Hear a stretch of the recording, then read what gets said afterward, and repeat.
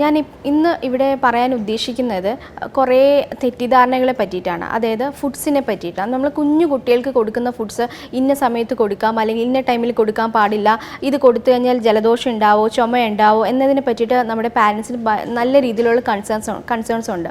പ്രത്യേകിച്ച് 6 months ഒക്കെ ആകുന്ന സമയത്താണ് നമുക്കറിയാം നമ്മൾ സെമി സോളിഡ് ഒക്കെ സ്റ്റാർട്ട് ചെയ്യുന്നത്. 6 months വരെ നമുക്ക് എല്ലാവർക്കും അറിയാം അപ് ടു 6 months വരെ നമ്മൾ കൊടുക്കേണ്ടത് ബ്രസ്റ്റ് മിൽക്ക് മാത്രമാണ്.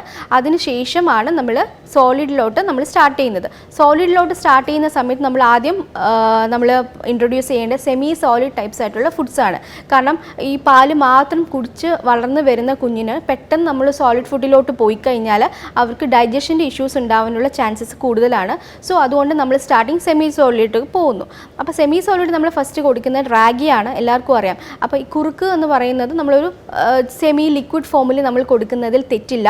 അപ്പോൾ ഈ റാഗി കൊടുക്കുമ്പോൾ തന്നെ എല്ലാവർക്കും ഡൗട്ടുണ്ട്, മഴ സമയത്ത് കൊടുക്കാവോ അല്ലെങ്കിൽ ഈവനിങ് ടൈം കൊടുക്കാവോ, ഇത് കൊടുത്തു കഴിഞ്ഞാൽ കുഞ്ഞിന് ജലദോഷം ഉണ്ടാവോ, അങ്ങനെ കുറേ കൺസേൺസ് ഉണ്ട്. അപ്പോൾ റാഗി കൊടുക്കുന്നത് നമുക്ക് മഴയാണ് വെയിലാണ് അങ്ങനെ ഒന്നുമില്ല. നമുക്ക് ചെറിയ ചൂടോട് കൂടിയിട്ട് നമ്മളൊരു മിഡ് ടൈം, അതായത് ഒരു 11:30 ആ ഒരു സമയത്ത് നമുക്ക് കുഞ്ഞുങ്ങൾക്ക് കൊടുക്കുന്നതിൽ തെറ്റില്ല. അതുവഴി കുഞ്ഞുങ്ങൾക്ക് ജലദോഷം വരികയോ അല്ലെങ്കിൽ ചുമ വരികയോ ഉള്ള ചാൻസസ് വളരെയധികം കുറവാണ്, അങ്ങനെ വരാറില്ല. സെക്കൻഡ് ഫുഡ് എന്ന് പറയുന്നത് കോക്കനട്ട് മിൽക്ക്, തേങ്ങാപ്പാൽ. അപ്പോൾ ഈ തേങ്ങാപ്പാൽ കൊടുത്തു കഴിഞ്ഞാൽ കുഞ്ഞിന് ഡൈജഷൻ്റെ പ്രശ്നമുണ്ടോ അല്ലെങ്കിൽ ദഹിക്കാൻ ബുദ്ധിമുട്ടാണോ എന്ന കുറേ കൺസേൺസ് ഉണ്ട്. അത് ഈ തേങ്ങാപ്പാൽ നമ്മൾ ഒന്ന് ആലോചിക്കുക, ഡയറക്റ്റ്ലി നമ്മൾ സ്പൂണിൽ അങ്ങനെയല്ല കൊടുക്കുന്നത്. നമ്മൾ കുറുക്കിൽ 1-2 സ്പൂണ് ജസ്റ്റ് ഒന്ന് മിക്സപ്പ് ചെയ്ത് കൊടുക്കാം. അപ്പോൾ അതിലും നമുക്കിങ്ങനെ ചുമ അല്ലെങ്കിൽ ജലദോഷം അങ്ങനെ വരാനുള്ള ചാൻസസും ഇല്ല. തേങ്ങാപ്പാലും നമുക്ക് കുഞ്ഞുങ്ങൾക്ക് 6 months കഴിഞ്ഞാൽ ഉള്ള കുഞ്ഞുങ്ങൾക്ക് നമുക്ക് കൊടുക്കാവുന്നതാണ്. നെക്സ്റ്റ് ഫുഡ് എന്ന് പറയുന്നത് ബട്ടർ മിൽക്കും കേർഡുമാണ്. അപ്പോൾ ബട്ടർ മിൽക്കും കേർഡും നമുക്കറിയാം, തൈരും മോരും. അപ്പോൾ ഇതും ഡൗട്ടാണ്, എന്താ തൈര് കൊടുത്തു കഴിഞ്ഞാൽ ചുമ വരുമോ കുഞ്ഞിന് അല്ലെങ്കിൽ ജലദോഷം ഉണ്ടാവുമോ എന്നുള്ള സംശയങ്ങളുണ്ട്. സോ നമ്മൾ ആദ്യമേ പറയുന്നത് നമുക്ക് വീട്ടിൽ ഉണ്ടാക്കുന്നത് അധികം പുളിപ്പില്ലാത്ത തൈരാണ് എന്നുണ്ടെങ്കിൽ അല്ലെങ്കിൽ ബട്ടർ മിൽക്കാണ് എന്നുണ്ടെങ്കിൽ നമുക്ക് ധൈര്യമായിട്ട് തന്നെ കുഞ്ഞുങ്ങൾക്ക് കൊടുക്കാം. അതിൽ യാതൊരുവിധ പ്രോബ്ലവും ഇല്ല. കുഞ്ഞുങ്ങൾക്ക് അത് കാൽഷ്യം അങ്ങനത്തെ കണ്ടൻറ്റ് കൂടുതലായിട്ട് കിട്ടുകയും ചെയ്യും ശരീരത്തിൽ. നെക്സ്റ്റ് പറയുന്നത് കൗസ് മിൽക്കാണ്, അതായത് പശുവിൻ്റെ പാല്. അപ്പോൾ പശുവിൻ്റെ പാല് കൊടുക്കുന്നത് നമ്മൾക്കിപ്പോൾ നമ്മുടെ ലൈഫ് സ്റ്റൈൽ ഒരു ഘടകമാണ് അല്ലേ.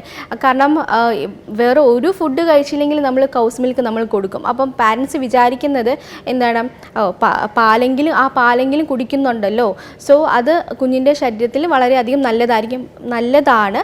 ബട്ട് നമ്മൾക്ക് ഈ കൗസ് മിൽക്ക് എന്ന് പറയുന്നത് ഫസ്റ്റ് നമ്മൾ കൊടുക്കുന്നത് 1.5 വയസ്സിന് ശേഷം മാത്രമേ കൊടുക്കാൻ പാടുള്ളൂ.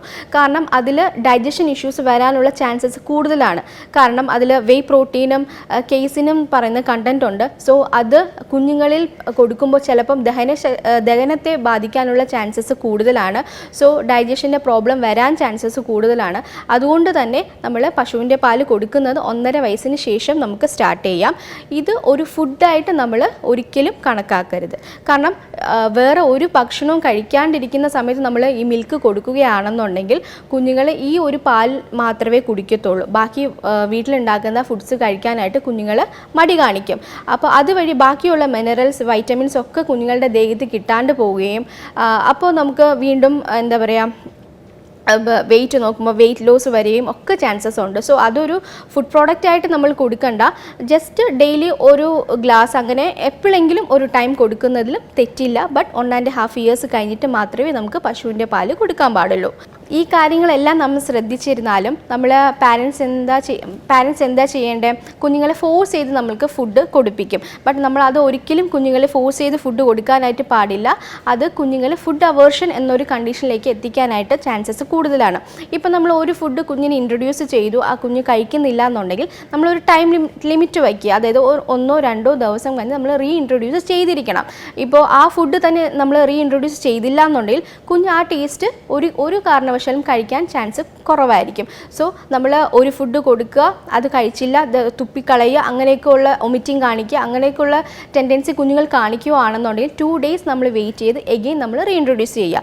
പിന്നെ ഈ പാല് അതുപോലത്തെ കാര്യങ്ങൾ നമ്മൾ കൊടുക്കുക, അതുപോലെ മിൽക്ക് പ്രോഡക്റ്റ്സ് ഒക്കെ കൊടുക്കുകയാണെന്നുണ്ടെങ്കിൽ ഇതുപോലെ തന്നെ 1 day നമ്മൾ വെയിറ്റ് ചെയ്യാനായിട്ട് ശ്രദ്ധിക്കുക. കാരണം കുഞ്ഞുങ്ങൾക്ക് എന്തെങ്കിലും അലർജി വരികയോ അല്ലെങ്കിൽ ശരീരത്തിൽ റാഷസ് ഉണ്ടാകുകയോ ഡയറി ഉണ്ടാവുകയോ എന്നുള്ളത് നമ്മളൊന്ന് ചെക്ക് ചെയ്യണം. അതിനുശേഷം മാത്രം നമ്മൾ വീണ്ടും ആ ഫുഡ് തന്നെ കൊടുക്കാവുന്നതാണ്. അപ്പോൾ വളരെ കുറച്ച് കാര്യങ്ങളാണ് പറഞ്ഞത് മിത്സിനെ പറ്റിയിട്ട്, ഫുഡുകളുടെ. മനസ്സിലായി കാണുമെന്ന് വിശ്വസിക്കുന്നു. Thank you.